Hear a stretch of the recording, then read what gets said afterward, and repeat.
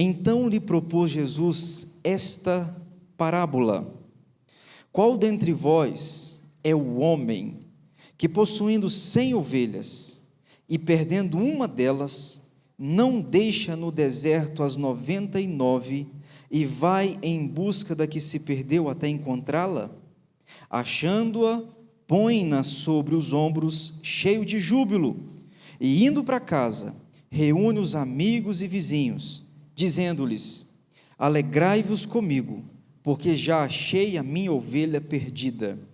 Digo-vos que assim haverá maior júbilo no céu por um pecador que se arrepende, do que por 99 justos que não necessitam de arrependimento. Até aqui.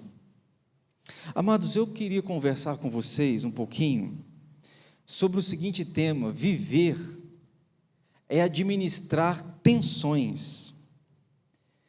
Eu gosto muito de brincar e às vezes eu falo assim, gente, diante de alguma situação eu falo, é tenso, né? Você sabe o que é tensão? Quando a gente diz, olha, alguma coisa é tensa, a gente está dizendo, é desafiadora, difícil, complexa. Viver é a gente saber administrar estas complexidades, estas tensões. Eu vejo isso no texto. Para mim, este texto de Lucas 15 deveria ser um texto assim que a gente medita frequentemente. Eu te explico a razão. A razão é simples. Porque em Lucas 15, Jesus conta uma parábola, dividida em 3 histórias. Aqui eu já digo para vocês que não são 3 parábolas. Às vezes a gente enganadamente diz que são 3 parábolas em Lucas 15, mas não.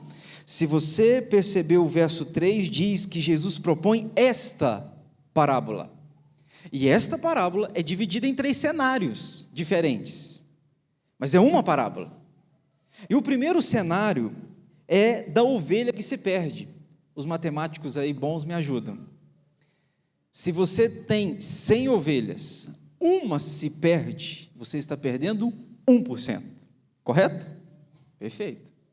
Jesus vai contar uma outra história, a dracma perdida, agora uma mulher. A mulher tem 10 dracmas, e ela perde uma dracma. Se você tem 10 e perde uma, quantos por cento você perde? Você perde 10%. Está percebendo o nível? Das ovelhas você perdeu uma, perdeu 1%. Das dracmas você perdeu uma, porque são 10, perdeu 10%. Aí Jesus vai encerrar esta parábola contando a história do filho pródigo. Um pai com 2 filhos. Um filho se perde saindo de casa, mas o outro filho que fica também se perde, está perdido.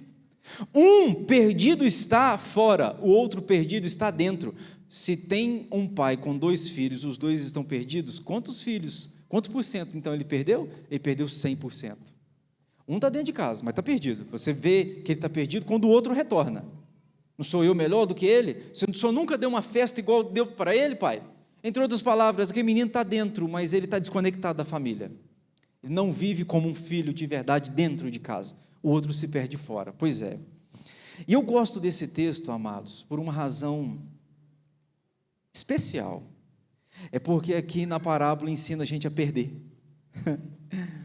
A gente devia ter um curso nas escolas, desde lá o primário até o ensino médio, deveria ter uma disciplina para ensinar a gente a perder. Porque perder ninguém ensina a gente, concorda? Você gosta já brincou de bolinha de gude? Ó, aqui ó, você gosta de perder? Eu, quando era criança, gostava de brincar de bolinha de gude, juntava garrafa cheia de bolinha de gude. O dia que perdia uma, para mim era uma tragédia, porque ganhar, eu sei, você sabe, mas o dia que a gente perde, a gente fica bem triste. Eu sei que Deus sabe disso. Deus sabe que a nossa dificuldade não é com ganho, porque quando a gente ganha, a gente administra bem. A nossa dificuldade é o dia que a gente perde, e a gente perde coisas.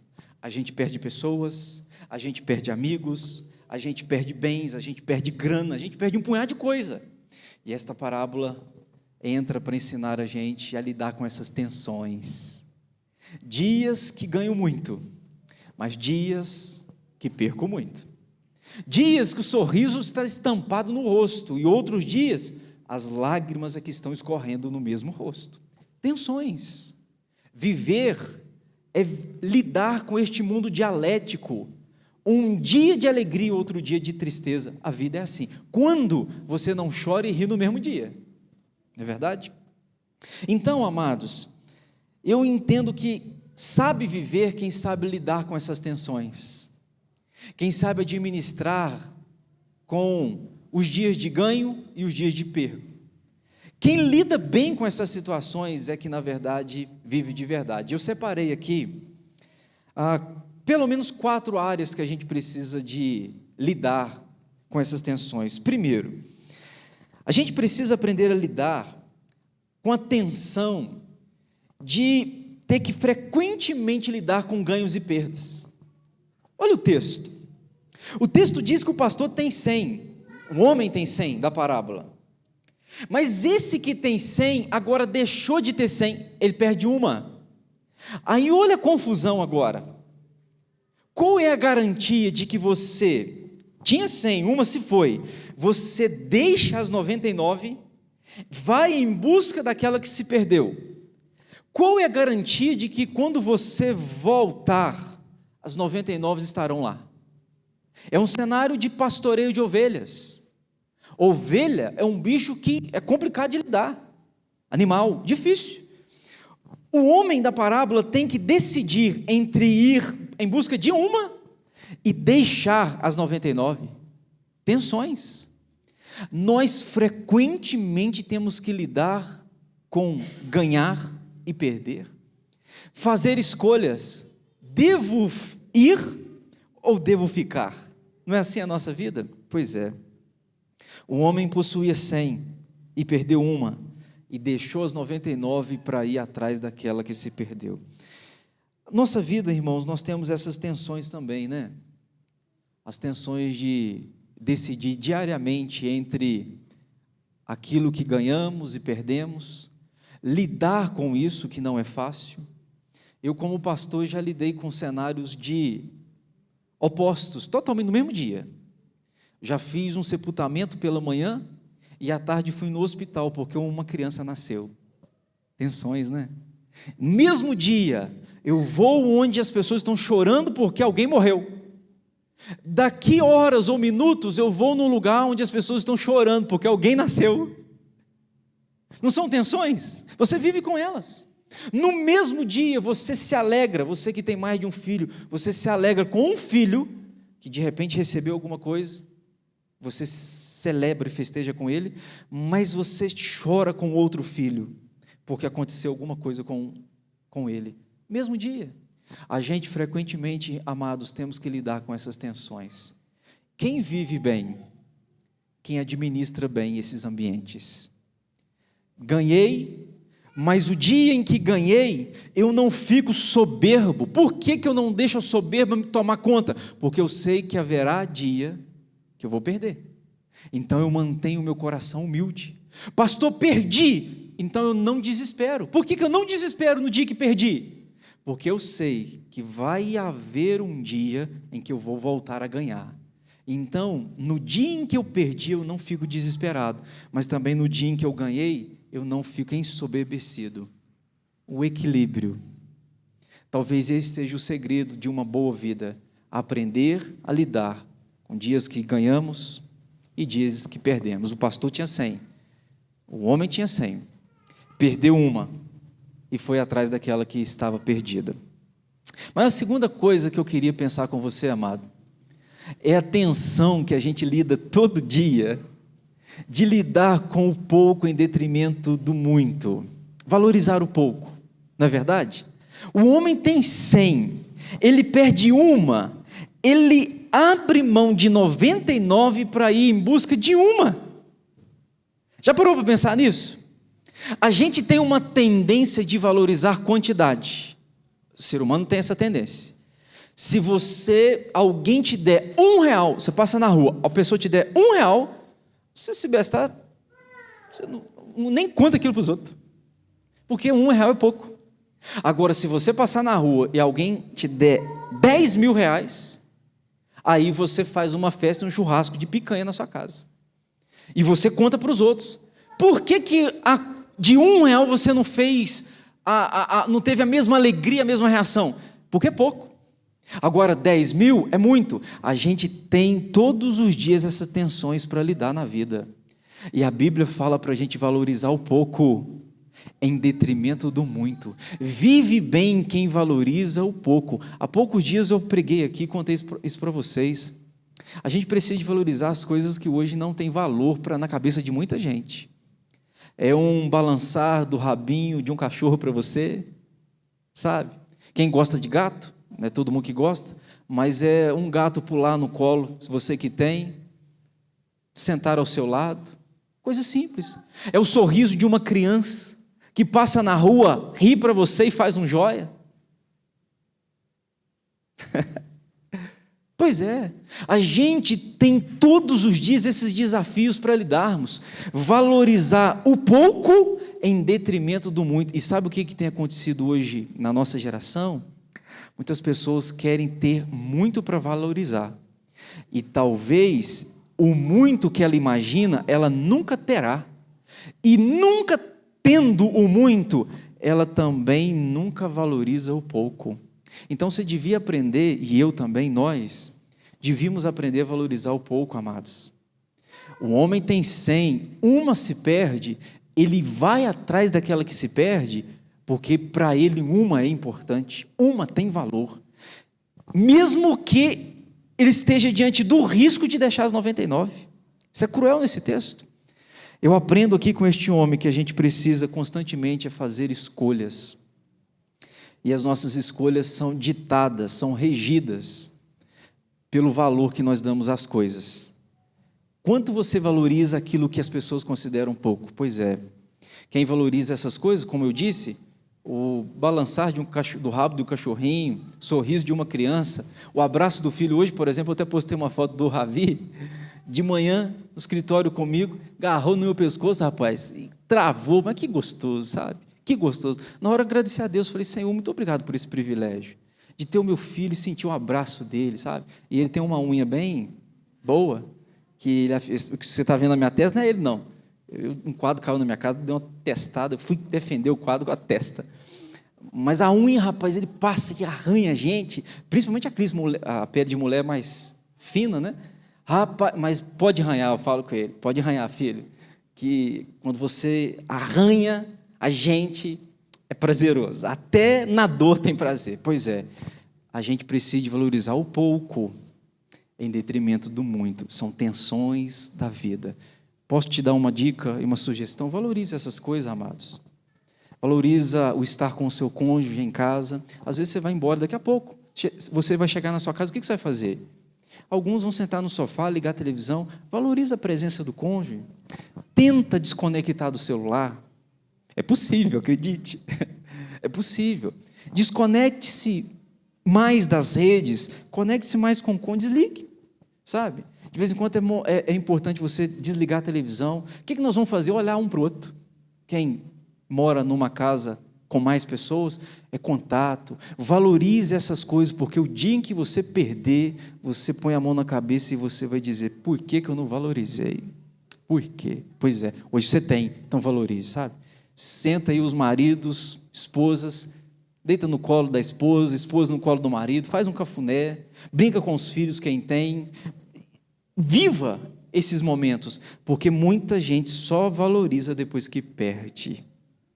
Muita gente só valoriza depois que perde. Não espera perder para valorizar, não. Este homem do texto, de Lucas 15, me ensina que ele valoriza uma. Talvez quando esta ovelha decide ir embora, no coração dele, porque ele administra o que é importante e dá importância certa para aquilo que é importante, quando ela vai embora, talvez ele nem pensa duas vezes, ele vai atrás dela, mesmo que ao voltar, as 99 não estejam mais lá. Pois é, tensão de valorizar o pouco em detrimento do muito. Mas eu vou em terceiro lugar. Terceiro lugar, Nós temos que lidar constantemente, amados, com a tensão de rir e de chorar sozinho. De rir e de chorar sozinho. Porque o homem do texto, ele deixa as 99, ele vai em busca do que se perdeu. Ele encontra. E quando encontra, diz o texto que ele tem júbilo sozinho. Ele se alegra, só tem ele e a ovelha, mas ele está festejando. Aí, depois que ele riu sozinho, agora ele volta. E aí ele chama os amigos para festejar com ele aquela alegria. Qual alegria? De ter reencontrado a ovelha. Amado, deixa eu te dar uma coisa aqui. Você pode viajar no mundo inteiro, e viajar é uma coisa boa, principalmente com grana no bolso. Você pode viajar o mundo inteiro, mas se você for fazer esta viagem sozinho, não tem valor. Eu já fui para fora do país sozinho, e quando cheguei lá, o que você quer? Me perguntaram, o que você quer? Eu queria estar com a minha mulher aqui. Está faltando alguma coisa? Está faltando muito, está faltando minha mulher aqui. Coisa boa é você ter para quem contar e com quem compartilhar. Coisa boa. Este homem, ele encontra, ele ri sozinho, mas ele tem amigos. Ele diz para as pessoas, gente, chegam para cá, vão festejar comigo. Na vida a gente tem essas tensões, há dias que a gente tem que rir sozinho, mas feliz é aquele que tem gente para rir com ele. Feliz é aquele que tem gente para chorar com ele. Esse é feliz. Eu vi um youtuber que fez um podcast, e agora nós estamos nessa onda de podcast, né? Nós somos chiques. O youtuber, ele viajou 2021 até atualmente 54 países. 54 países. Eu não fui em 5 cidades quase diferentes. Eu fui em 54 países. Pois é. Aí perguntaram a ele assim: o que você mais gosta? Aí ele disse: eu mais gosto das comidas e de conhecer os pratos. O que você menos gosta? Aí ele disse: o que é mais difícil para mim é que eu vou sozinho. O que ele faz no YouTube dele, ele grava vídeos ele mesmo. Ele pega uma câmera e vai. Então nem um cameraman vai com ele, vai sozinho. Ele diz: viajar e conhecer o mundo inteiro sozinho, ele diz, não tem graça. E se você pensar, não tem graça mesmo não. Graça tem é quando tem alguém com a gente. Pois é, a gente constantemente tem que lidar com essas tensões de rir e de chorar sozinho. Mas feliz é aquele que tem alguém para rir com ele e chorar com ele. Louvado seja Deus, porque a gente tem pessoas assim. Não são muitas, mas também não precisa de ser muitas. Eu digo e sempre falo com as pessoas que estão à minha volta, eu creio que no mundo atual a gente não consegue ter mais de 5 amigos. Eu creio. Feliz é aquele que pode encher 2 mãos e dizer, eu tenho 10, eu tenho 15 amigos. Estou falando conhecido não, gente que você se relaciona não. Estou falando amigo. Amigo é diferente de colega, é diferente de gente que está perto de você. Estou falando amigo. Pois é. Se você tem aí uns 3 ou 4 ou 5, pode pôr o joelho no chão e falar, Senhor, obrigado por estes amigos. Nós não precisamos de muitos, mas nós precisamos de bons. Sejam 1, 2 ou 3. Nós precisamos. Pois é. E eu vou terminar com um 4º lugar, amados. Talvez essa seja uma das mais difíceis. Nós temos que lidar constantemente com a tensão de fazer o que é certo, ainda que dê errado.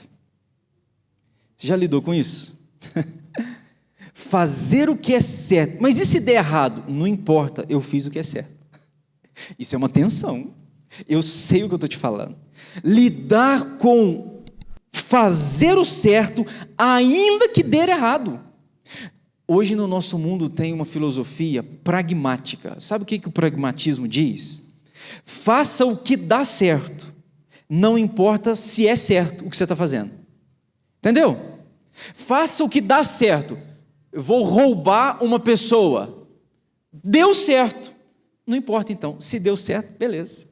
Pragmatismo é isso, é fazer o que dá certo, independente do meio que você usa. Mas na Bíblia, a gente não faz as coisas porque dá certo, a gente faz as coisas que são certas, ainda que dê errado. Está entendendo? O sujeito, na hora de viver uma vida conjugal, ele escolhe o que é certo. Eu vou obedecer a Deus naquilo que é certo. Eu vou arranjar uma menina, um menino que seja crente. Eu não vou viver em julgo desigual. Depois pode dar errado, porque dá. Porque tem muita gente que casou certo, mas deu errado, mas fez o certo. Está entendendo a lógica? A tensão de fazer o que é certo, ainda que dê errado. O homem da parábola pensou: eu tenho 99, garantido. Uma foi. O que é certo? Deixar ir? Ficar com as 99? Ou ir atrás da que se perdeu e voltar e eu não ter mais nenhuma ovelha que eu tinha? É um risco.